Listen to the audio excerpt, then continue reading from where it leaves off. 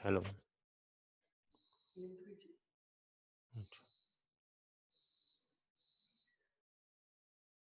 इसको बंद ही कर दें।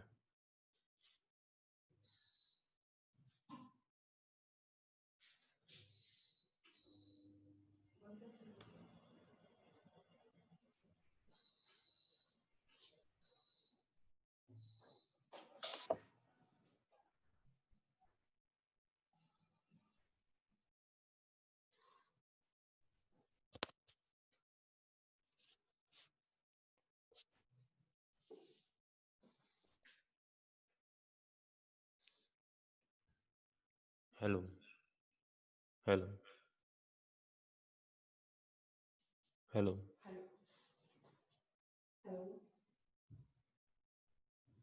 Hello hello hello. तेरी ना।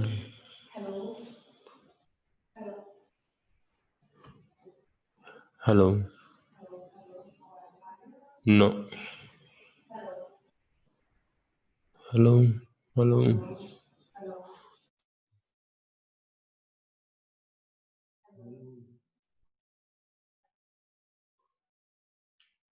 Hello hello hello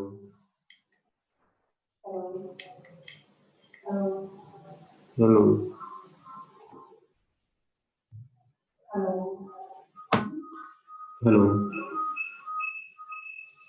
hello hello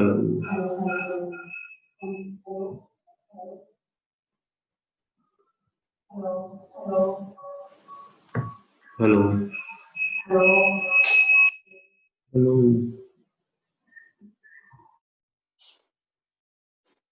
अच्छा, हेलो। मैंने म्यूट कर रखा है।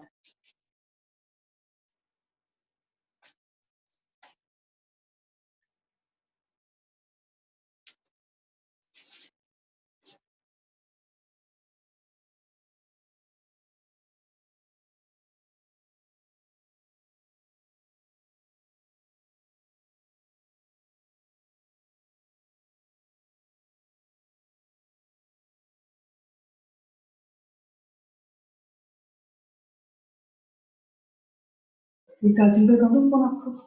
देखना आ रही है अभी।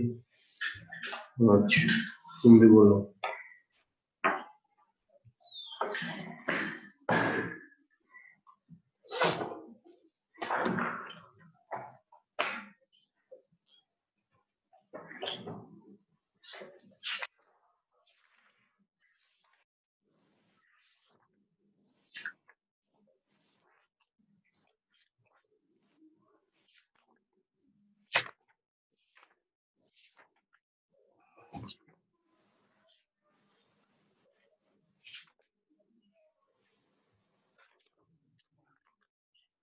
हेलो हेलो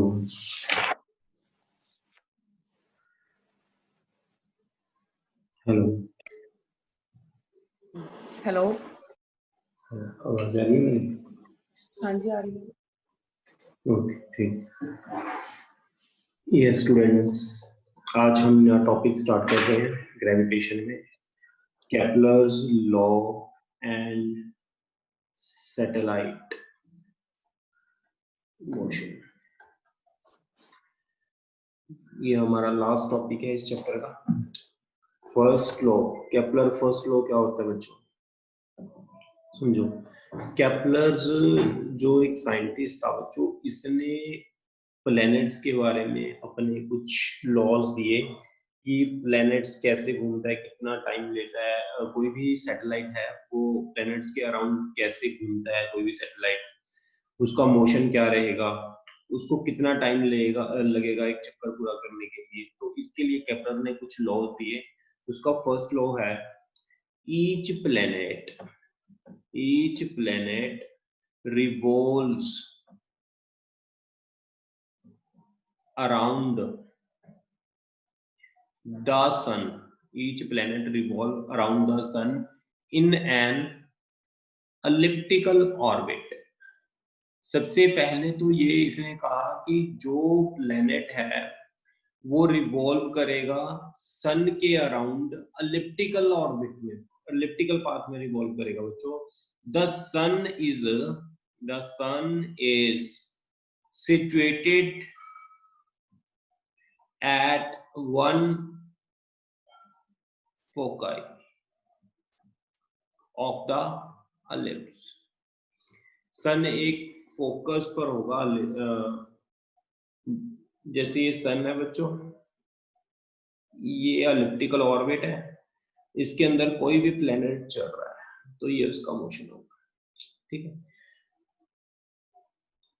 अब बच्चों इसके अंदर अगर मैं आपको बताऊं, दो पॉइंट्स होते हैं, एक होता है बी पॉइंट और एक होता है ए पॉइंट। ए पॉइंट को बच्चे जो नाम देते हैं, इस पॉइंट को नाम देते हैं पेरिजी, और इस पॉइंट को नाम देते हैं apogee.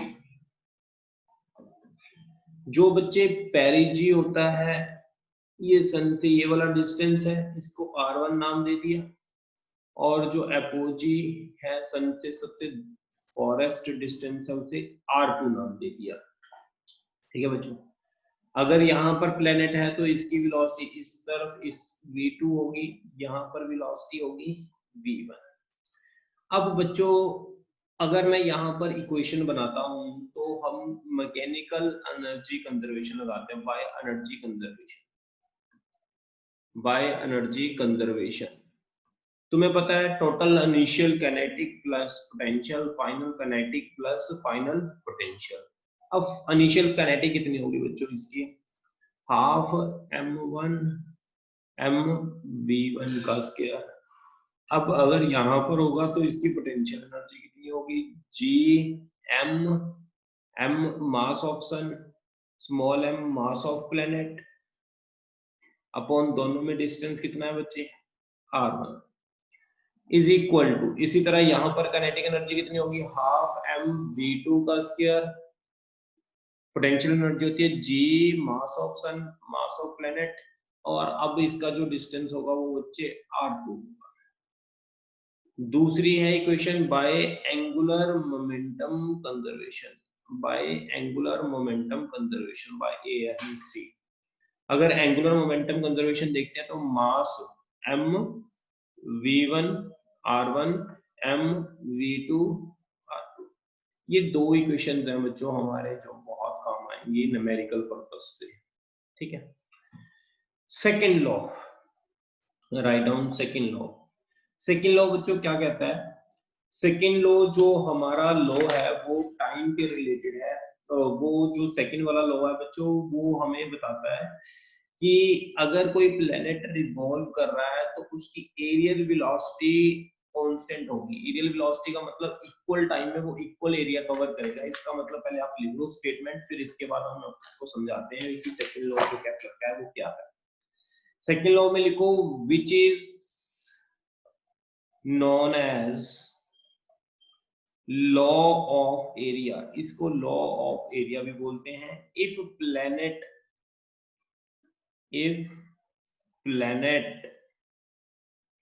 or a satellite, if planet or a satellite is moving around sun, is moving around sun in elliptical path,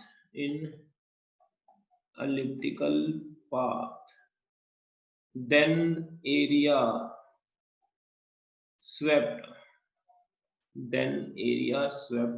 by position vector per unit time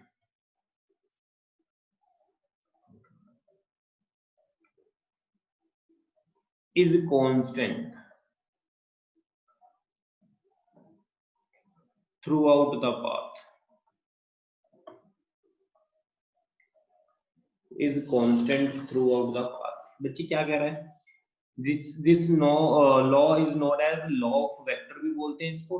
if a planet और a satellite is moving around the sun in elliptical path, अगर कोई planet और satellite elliptical path में चल रहा है, then area swept by position vector per unit time is constant throughout the path. जो कह रहा है जितना एरिया कवर होता है पर यूनिट टाइम में वो क्या रहता है, कांस्टेंट रहता है, यानी dA upon dt is equal to constant. ये आप सेकंड लॉ लिख लो, जो area swept per unit time is equal to constant. इसको मैं आपको समझाता हूँ आगे क्या कह रहा है ये। हाँ जी बच्चों, ये नोट कर लिया तो मैं रब कर रहा हूं। देखो बच्चों, अगर मैं यहां पर बात करूं, मेरे पास पॉइंट है ए, ये पॉइंट है बी, ठीक है, और सन है यहां पर।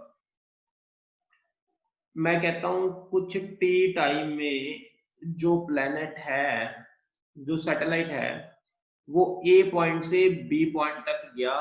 कितने टाइम में, टी पॉइंट, टी टाइम में। टी टाइम में जो प्लेनेट है वो ए से लेकर बी तक गया, ठीक है। इसके बाद मैं बात करता हूं बच्चे, फिर मैं यहां पर आ जाता हूं, फिर वो टी टाइम में इतना चल गया, ए से, ए डैश से बी डैश, ठीक है।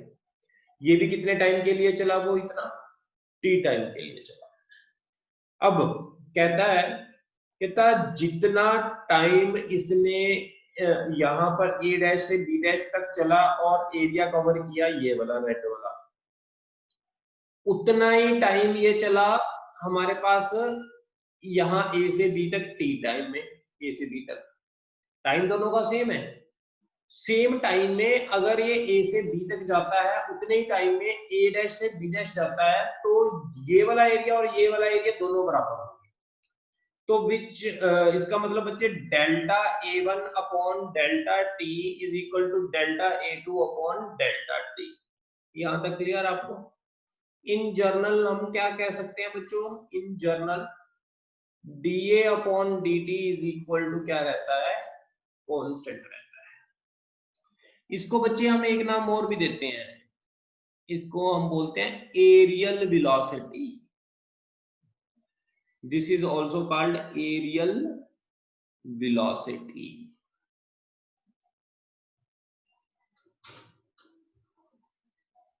क्लियर बच्चों यहां तक? अब अगर मैं इसको डिराइव करना चाहता हूं बच्चे, तो इसको हम डिराइव करते हैं, लिखते हैं बच्चों। इसके अंदर देखो हमारे पास सबसे पहले तो, अगर मैं इसको डिराइव करना चाहता हूं इस लॉ को, तो वो कैसे डिराइव करेंगे। ये मैंने एक पॉइंट माना बच्चों ए, ये मेरा पॉइंट है ए, ये मैंने पॉइंट मान लिया, अज्यूम कर लिया बी, ये सन है हमारा, ये सैटेलाइट ए से बी तक जा रहा है, ये एंगल कुछ कवर कर रहा है डी थीटा, और ये जो आर्क कवर हुई है इसको नाम देते हैं ds, और ये रेडियस जो यहां से लेकर यहां तक डिस्टेंस हमने r माना। तो बच्चों ये हमारी ट्रायंगल बन गई।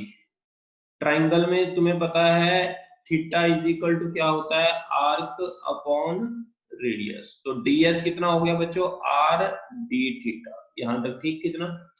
अब इस ट्रायंगल का मैं बच्चों एरिया लिखना चाहता हूं। अगर मैं यहाँ पर इस ट्रायंगल को ड्रॉ कर लेता हूँ, है तो ये ऐसे कर्व, मैं इसको ऐसे ड्रॉ कर लेता हूँ, एंगल थीटा मान लेता हूँ, ये आ रहा है, ये ds है।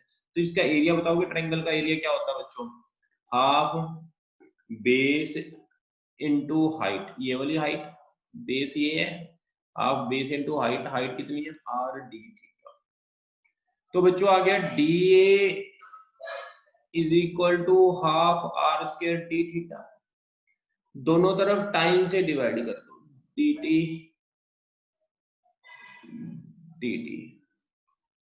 अब ये डी थीटा अपॉन dt क्या होता है बच्चों, ये आपको पता है, डी थीटा अपॉन dt हम किसको कहते हैं, एंगुलर वेलोसिटी को, ओमेगा को बोलते हैं।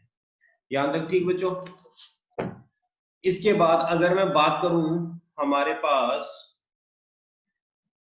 आगे चलते हैं बच्चों इससे, dA upon dt is equal to half, m से मैंने मल्टीप्लाई कर दिया, m से मैंने डिवाइड कर दिया, dA upon dt half m r omega square बच्चों क्या होता है, m r omega square into omega. बच्चों अभी मैंने ये आपको टॉपिक नहीं करवाया, इसको आप अभी लर्न कर लो। एम आर स्क्वायर को बोलते हैं आई ओमेगा अपॉन एम। इस आई ओमेगा को नाम देते हैं बच्चों एंगुलर मोमेंटम। ये टॉपिक मैंने एंगुलर मोमेंटम भी आपको नहीं करवाया, इसको डिनोट करते हैं एल से। ये हम रोटेशनल मोशन में करेंगे, आप याद रख लो। एम आर स्क्वायर को मोमेंट ऑफ इनर्शिया आई बोलते हैं, आई ओमेगा को हम क्या बोलते हैं, एंगुलर मोमेंटम बोलते हैं, एल। तो बच्चों dA upon dt is equal to l upon two m. ठीक, ए एल होता है एंगुलर मोमेंटम, जैसे लीनियर मोमेंटम mv होता है, आपको पता है लीनियर मोमेंटम mv होता है, एंगुलर मोमेंटम mvr होता है। आपको पता ना लीनियर और एंगुलर में फर्क क्या होता है। लीनियर से अगर हमने एंगुलर में जाना होता है, हमें पता है बच्चों r से मल्टीप्लाई कर देते हैं ना, वही चीज मैं यहाँ पर कर रहा हूँ, r से मल्टीप्लाई कर दी। तो अगर यहाँ पर d upon D T, L जो होता है एंगुलर मोमेंटम, अगर d upon D T constant है तो एल भी क्या रहेगा बच्चे, कांस्टेंट रहेगा। यही मैंने एंगुलर मोमेंटम की इक्वेशन लगवाई थी, जो सेकंड इक्वेशन बनवाई थी आपसे। ये सेकंड लॉ है बच्चों, लिख लो आप। इसके बाद स्टार्ट करते हैं थर्ड लॉ। यस बच्चों, इसको मैं रब कर रहा हूं। इसके बाद करते हैं third law. Third law, Kepler's third law बच्चों। अगर मैं केपलर थर्ड लॉ की बात करता हूं, केपलर थर्ड लॉ में देखो, सबसे पहले तो बच्चों ये सैटेलाइट का जो पाथ है वो है, ये सन है, ये मेरा वाई एक्सिस है और ये मेरा है एक्स एक्सिस। ठीक है, इस पॉइंट को क्या नाम देते हैं, इस पॉइंट को नाम देते हैं apogee, farthest distance from the sun, जो nearest distance of the sun, that is called perigee।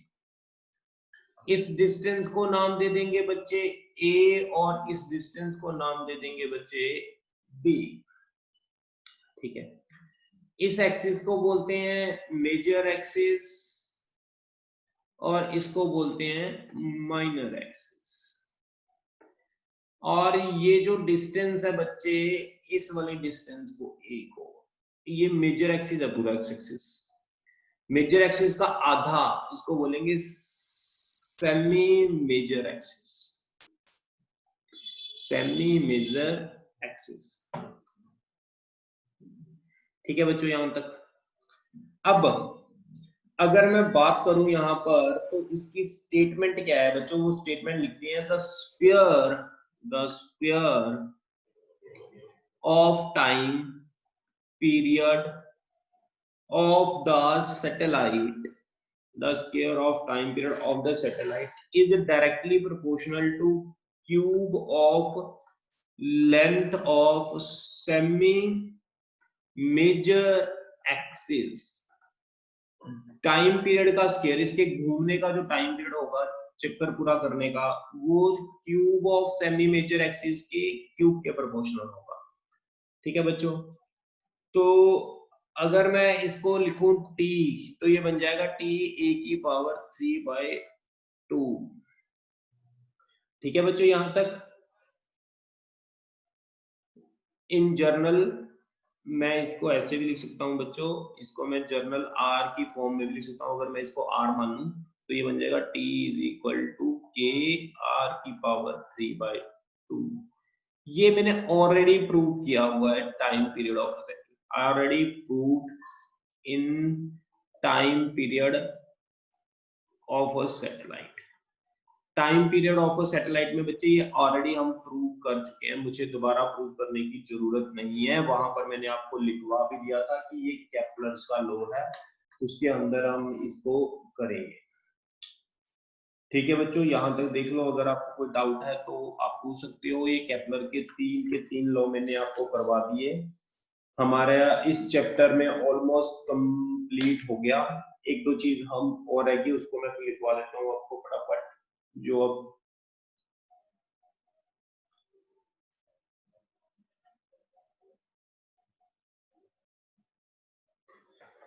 हाँ जी बच्चों, इसको रब कर रहा हूं मैं।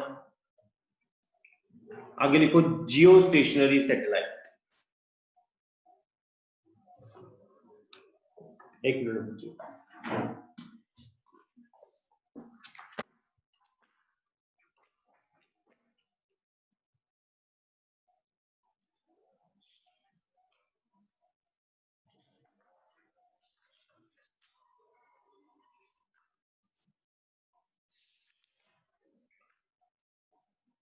बस ये हमारे लास्ट टॉपिक ही है।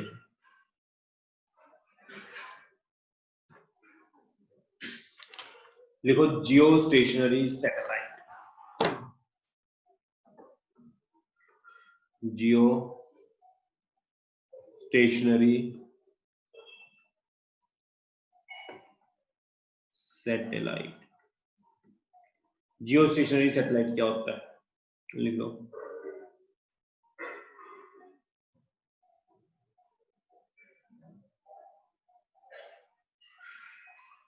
A satellite which revolve around the earth in its equatorial plane, in its equatorial plane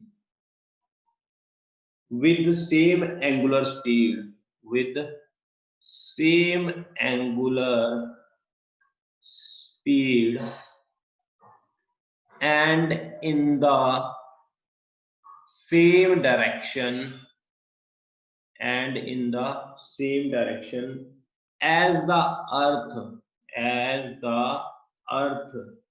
rotates about its own axis is called geostationary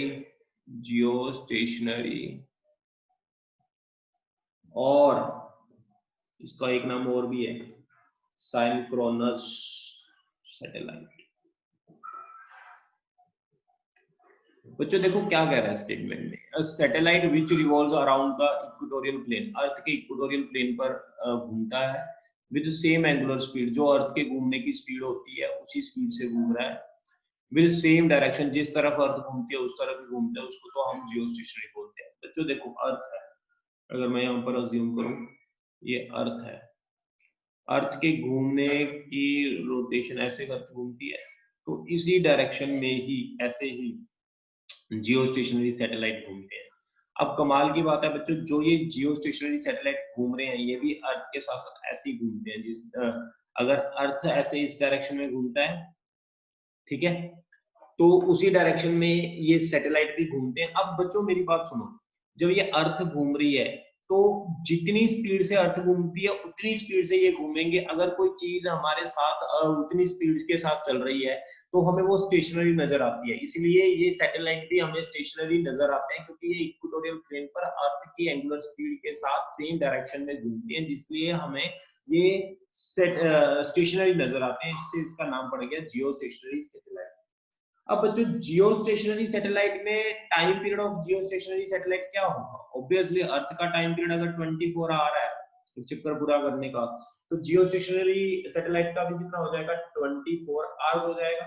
तो मैं टाइम पीरियड का मैंने फॉर्मूला करवाया था, अगर आपको याद हो तो टाइम पीरियड ऑफ सैटेलाइट का फॉर्मूला आप चेक करो तो GM यहाँ पर था R+H⁻², ये वाला फॉर्मूला था, अगर आपको याद हो आप चेक कर सकते हो, कॉपी से देख सकते हो टाइम पीरियड ऑफ सैटेलाइट।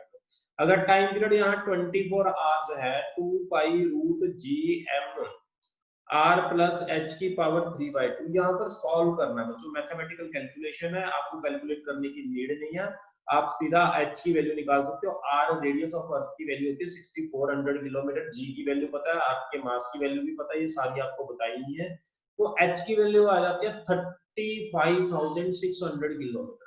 यानी कहने का मतलब अगर कोई सैटेलाइट इतनी हाइट पर अर्थ की स्पीड से घूमेगा तो वो हमें स्टेशनरी नजर आएगा, जिसको हम जियो स्टेशनरी सैटेलाइट नाम देते हैं। नोट कर लो बच्चों, जियो स्टेशनरी।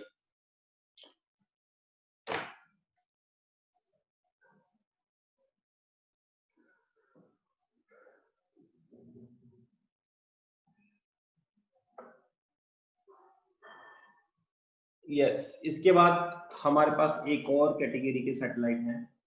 लिखो बच्चों, polar satellite. Polar satellite.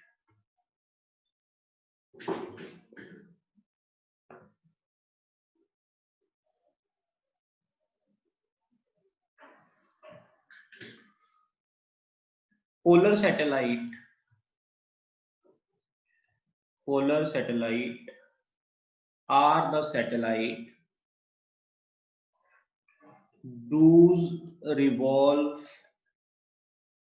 in polar plane of the earth. Those revolve polar plane of the earth, and they are very close distance from the earth, approximately 500 kilometre to 1000 kilometre पर घूमते हैं। बच्चों जो satellite, ये अर्थ है, जो satellite अर्थ के पोल के अराउंड ऐसे चक्कर लगाते हैं, ऐसे पोल के अराउंड ऐसे चक्कर लगाते हैं ऊपर नीचे, उसको बोलते हैं पोलर सैटेलाइट। जियो स्टेशनरी ऐसे चक्कर लगाते हैं, इसको बोलते हैं जियो स्टेशनरी। ये पोलर पोलर पोल के अराउंड चक्कर लगाते हैं, ये इक्वेटोरियल प्लेन के अराउंड चक्कर लगाते हैं। ठीक है बच्चों, ये यूज कहां पर होते हैं? Polar satellite use in weather forecast.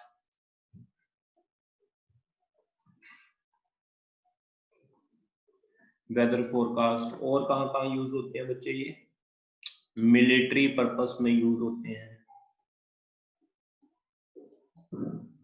और use to study moon, Venus and Mars. इनको स्टडी करने के लिए यूज होते हैं। जियो स्टेशनरी सैटेलाइट के यूज क्या होते हैं?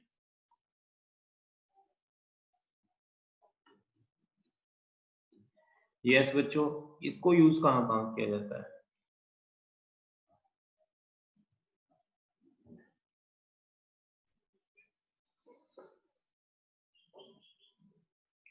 हाँ जी बच्चों लिखो, इसको हम यूज करते हैं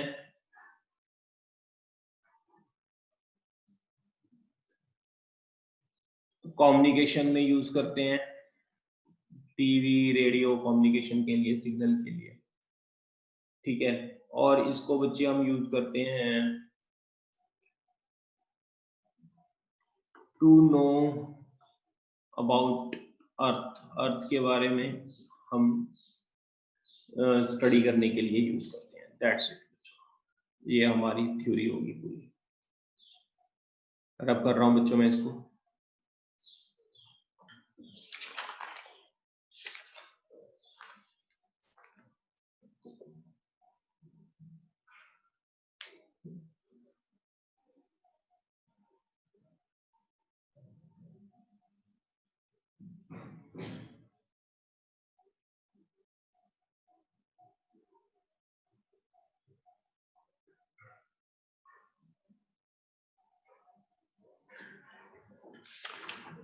यस बच्चों, यहाँ तक देखो आपको समझ आ गया है सारा। ये हमारा चैप्टर ऑलमोस्ट डन हो गया बच्चों। इसके बाद मैं इसमें आपको चैप्टर में बता दूं कुछ चीजें जो एडवांस की हैं, वो मैं अन्य अभी आपको नहीं करवाई। वो एडवांस की जो चीजें होंगी वो हमारी क्लास 12th में होगी, ग्रेविटेशन की, क्योंकि वो 12th के साथ रिलेटेड है वो चीजें। ठीक है ना, ऑलमोस्ट हमारा ये चैप्टर पूरा हो गया। आपको मैं न्यूमेरिकल्स वगैरह दूसरा और प्रैक्टिस करवा देता हूँ अगर आप कहते हो। वैसे हमारा ये चैप्टर ऑलमोस्ट डन हो चुका है।